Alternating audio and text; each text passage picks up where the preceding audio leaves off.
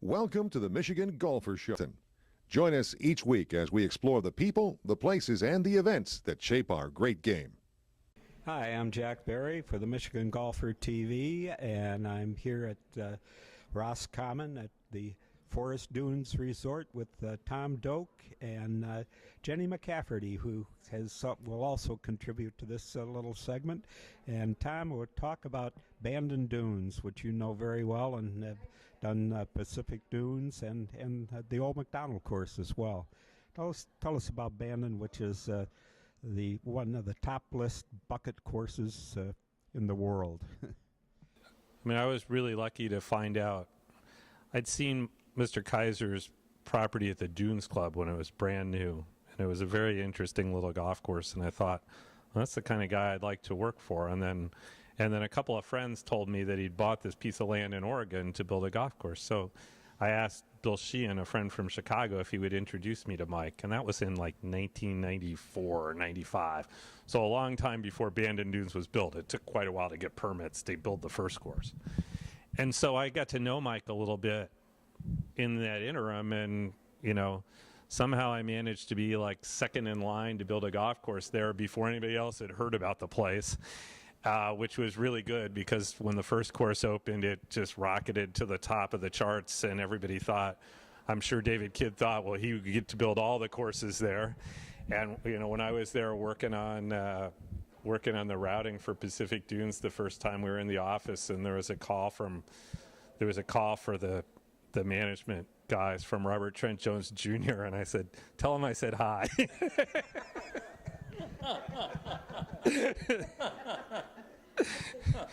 But this is a spectacular piece of property. I mean, views up and down the coast. You're on 100-foot cliffs overlooking the Pacific Ocean. Pacific Dunes, the land inland is just as dramatic as the land along the coast. It's sand dunes that are 20 or 30 feet high, and gorse flowering longer than it does in Scotland, and just all kinds of little undulations in the fairways. There were a couple places on the golf course that when we were building it, we didn't let anybody drive over those fairways because we wanted to keep the undulation just exactly the way it was. And when I got all done with that golf course, I thought, well, nobody's ever going to ask me what's my best course again. I'm sure this will be it for, I'll never get to work on a piece of land as good as this in my life. And to open a new course and have people talk about it and, talk about the holes in comparison to that hole reminds me of Ballybunion or that hole reminds me of something at Pine Valley. Was it easy to route that? Well, it wasn't at first because there was gorse on a lot of it, and there were parts of it that you couldn't really walk through at all. I could look on the topo map and think, I'm pretty sure I know what that's doing, but that really wasn't good enough for Mr. Kaiser. He wanted to walk it. And what sped up the project was, the success of Bandon Dunes. I mean, from the day they opened it, they thought, well, people are going to come here, so maybe another golf course will work. But also, in the fall of that first year that Bandon Dunes was open, they had a fire. Gorse is very flammable, and somebody was camping on the beach or something, started a fire, it came up the cliff and burned off 100 acres. And the only good thing out of that was now we could go walk the land, because the gorse, instead of being 6 feet high and you can't see over it, was burned down to these little stumps. And not only could we walk it, but everybody knew that the time to clear it was now, when it was easy, instead of letting it grow back up again, because it doesn't take very long. I mean, it went from that to that high in 2 years. And Well, Pacific Dunes was my introduction to gorse, and for people who've not met it before, it's a sticker bush. Yes, it is a very prickly thing, and it was brought. The guy who founded Bandon was from Ireland, from Bandon, Ireland. And, the Oregon sand dunes, I mean, a lot of the Oregon coast is a national park or national monument, the Oregon Dunes, and just sand dunes blowing around back and forth. And I imagine in the late 1800s, living in that was not that easy, you know, because it's just sand blowing in your face all day. I know from constructing a couple of golf courses out there. So he thought, well, what keeps that from happening in Ireland? Gorse. I'll bring some gorse from Ireland to get these dunes stabilized. And basically he stabilized, you know, he brought gorse and it just spread all the way up to like Vancouver and Victoria and Washington is gorse now. It just loves it. It looks beautiful in the springtime when it blooms. Yeah. It looks beautiful in the springtime, but it's prickly. But the other thing is, very importantly, it's not native. And when they were trying to get permits to build a golf course, you know, the environmental groups that would normally stand up in opposition couldn't really say much because they wanted to see the gorse removed too. It wasn't native, and it choked out all the native plants. So the presentation was, well, we're going to take out this gorse that's been a fire hazard for the town for years and return native grasses, and we're going to take care of them and play golf on them. Well, the wind must be a huge factor in designing a course like Pacific Dunes and also the others. It is, although Mr. Kaiser told me in the beginning, don't talk about the wind. It scares people away, and they, you know, when they get out in it, they have fun playing in the wind. But when you talk about it, it's like, oh my God, it's impossible. But yes, I mean, the interesting thing is the two prevailing winds are, in the summer it blows out of the north, in the winter it blows out of the kind of the southwest, so almost directly opposite. And it makes a huge difference to every hole. I mean, a lot of the holes, because the winds are that way, the dunes kind of form that way too. So most of the holes play kind of north and south.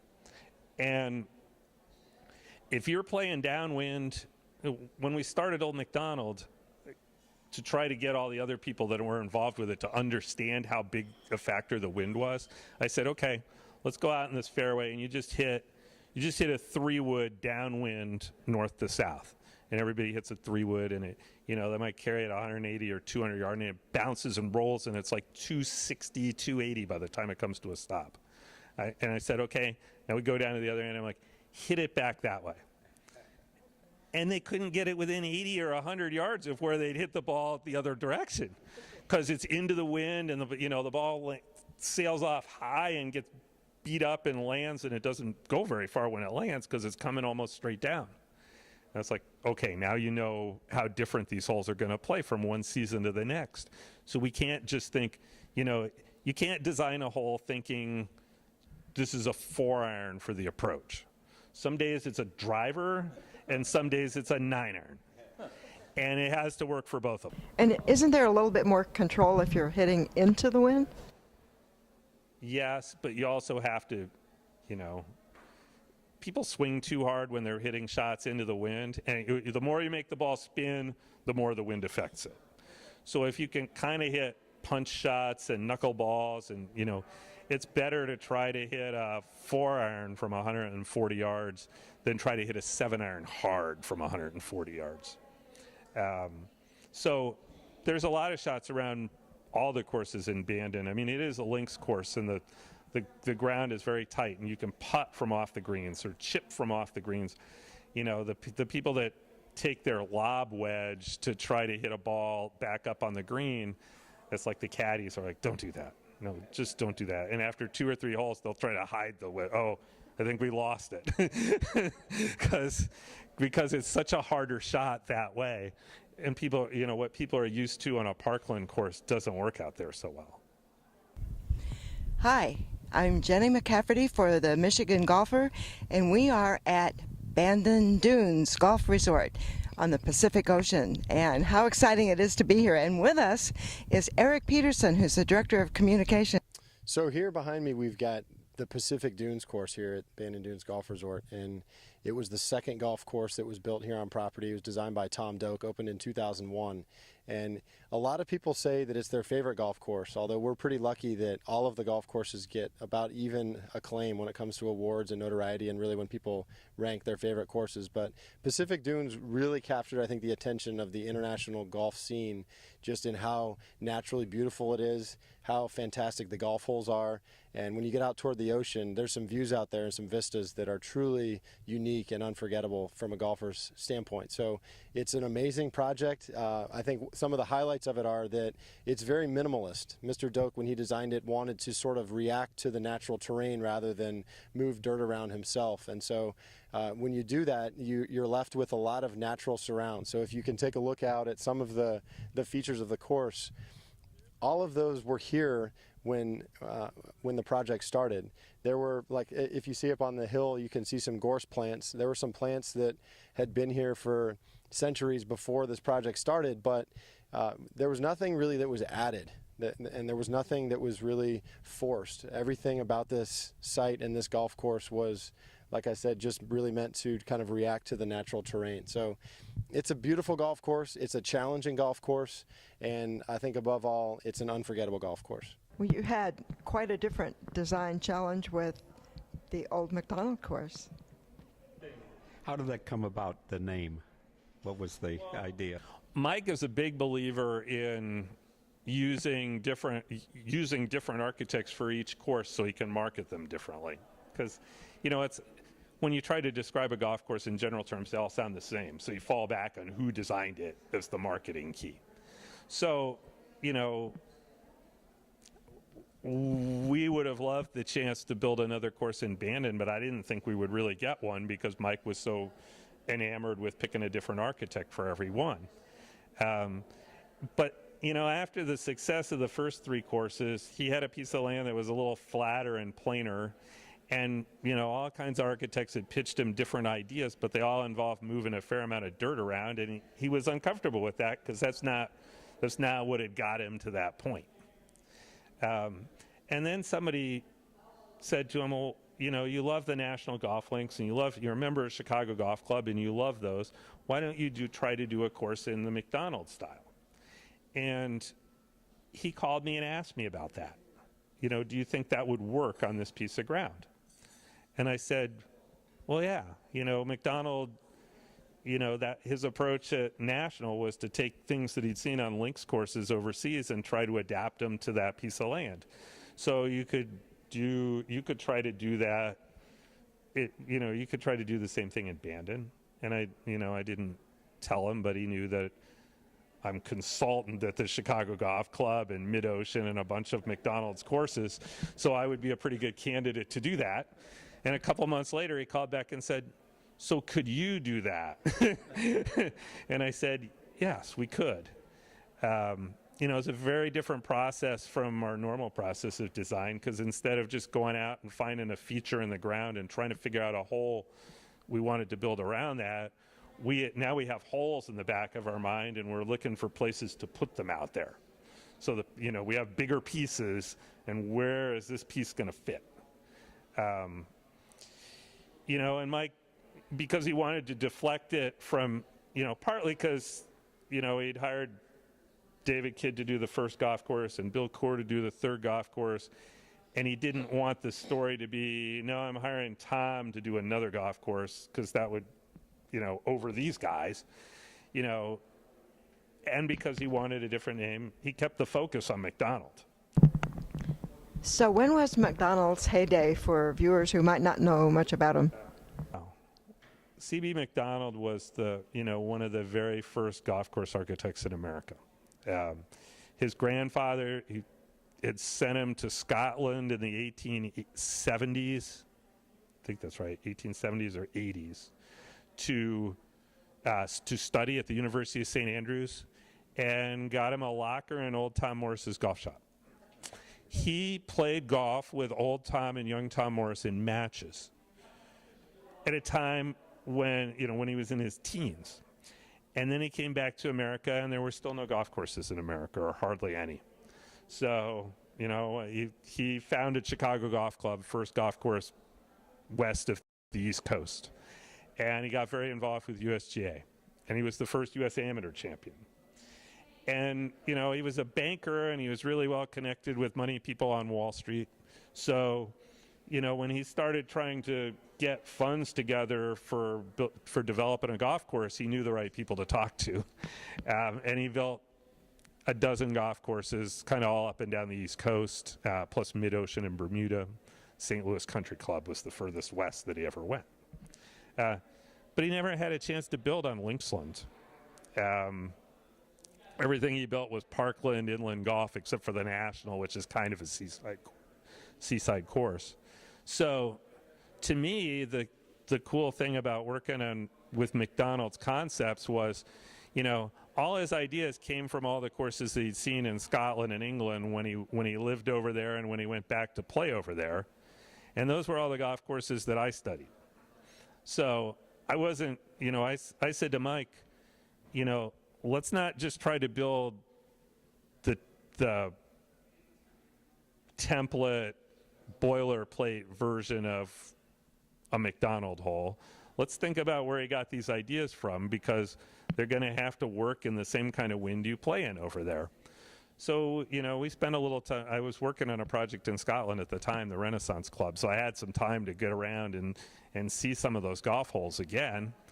And that was really important to building Old Macdonald and making it feel different than the usual Macdonald course. And by far the best compliment to that golf course is that there's like a Macdonald society where all the clubs that are members of Macdonald courses play each other in like matches, and they used to just rotate it around the Macdonald courses. Now they go to Bandon too. They play their matches there every once in a while. So I guess it worked, and it feels like home. And you know, and that way Mike has, you know, he doesn't really market it as being my course. It's Old Macdonald, and you don't really have to say more than that.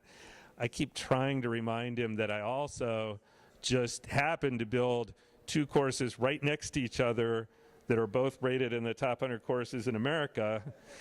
And it didn't matter that I had one right next door. The other one was still taken for what it was, but I haven't got it through to him yet. And the other great thing about Bandon Dunes is that, you know, it's not a private club that nobody gets to see. They do 40,000 rounds a year on those golf courses. And, you know, the best thing in the world for my career is that Bandon and Barnbougle and Cape Kidnappers, for that matter, are all open to the public. So people get to play them. The magazines have no qualms about writing about them because the readers can go play them. That's been huge to my name getting out there. Well, that's always gripes me about Pine Valley being number one. As great a golf course as it can be, who sees it? I mean, just the top 1%, see that course. There's never any television tournaments there or anything like that, and for top 100 courses, there ought to be courses that people can get to, and if not play them, at least see them. As a dedicated trunk slammer, Pine Valley ticks me off. So. All right, so we're here at the Old Macdonald course here at Bandon Dunes Golf Resort, and we're actually standing on the bluff behind a couple different holes. If you look down the fairway, this is number 4 green on back to the tee box. It's a long, difficult par 4 that, if in the prevailing wind, if it's blowing from the south, can be an incredibly daunting task. From the black tee, it plays about 460 yards, and it's a par 4. And if you're playing that into a 30-mile-an-hour wind, it becomes about a par 6 or 7, possibly. But tremendous golf hole at number 4. And then we go here to the 5th tee, which is a par 3 to a big green. And this green that you can see is really characteristic of all of the greens at Old Macdonald. They're all probably the biggest greens ever built in the last 100 years, or in America, certainly. And so it's an amazing array of bunkers. Just the sheer size of them is quite remarkable. And the architects, Tom Doak and Jim Urbina, really designed this golf course in honor of Charles Blair Macdonald, who is considered one of the fathers of American golf course architecture. He built the first 18-hole golf course, which is Chicago Golf Club. Well, there's another really interesting concept at Bandon Dunes Resort, and that's the Punchbowl. That is so much fun. Can you tell people what Punchbowl is all about and how that came to be? When we were building Pacific Dunes, there was actually a little piece of ground out behind the clubhouse site that I thought would be a great place to put a big putting green. And And when I lived in St. Andrews, there's something that's called the ladies putting green at St. Andrews. It's by the second tee of the old course, and it's this massive green with all kinds of wild undulations in it. And they set up like an 18-hole putting clock every day, and you have to pay. At that time, you know, this was 1982. You had to pay like 50 pence, like less than $1 to play it. And I used to go out on that in the evening sometimes and just putt around, and it's really difficult. I mean, the undulations are so severe that, you know, if you miss the hole, it's going 8 feet by, and you're going to have to make one coming back.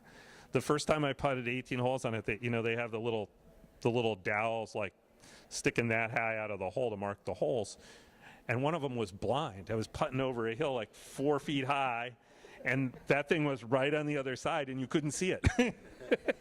And the ball wasn't going to stop. The only way it was going to stop was to play it off the hill behind it and have it come back. So it's a really complicated little thing.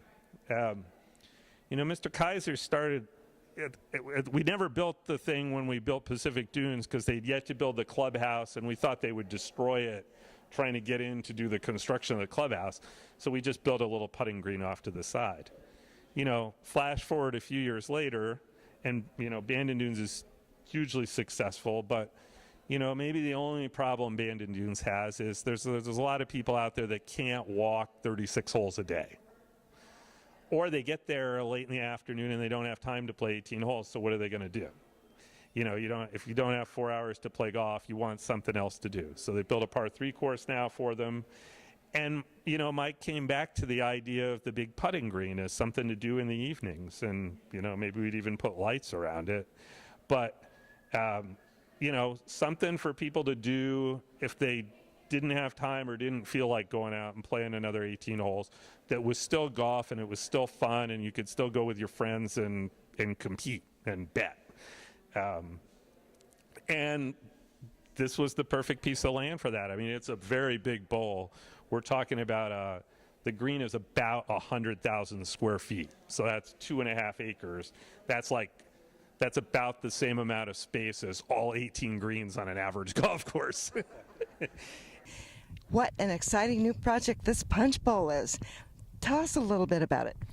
So here at the Punchbowl, one of the really neat elements about it, I think, is that Tom Doak designed it with Jim Urbina, and he came up with an idea with our founder and owner, Mike Kaiser, to do a routing contest for the grand opening. So what we've done is established an employee routing contest to where we can all have the opportunity to draw the routing as we would want to see it, really strictly for the opening day. And it's an 18-hole routing that'll be set up. So if you can imagine how big this piece of land is, 18 holes fit within it. Some of these holes can be pretty wild. So I'm excited to contribute to that myself, and then also just to see what turns out, because there's so many different possibilities. And really the routing won't be set at any point. So once we get past the grand opening day and that celebration, it will continue to have a routing that is different every week. And I think there is like 15 or 20 feet of elevation change from the highest point to the lowest point.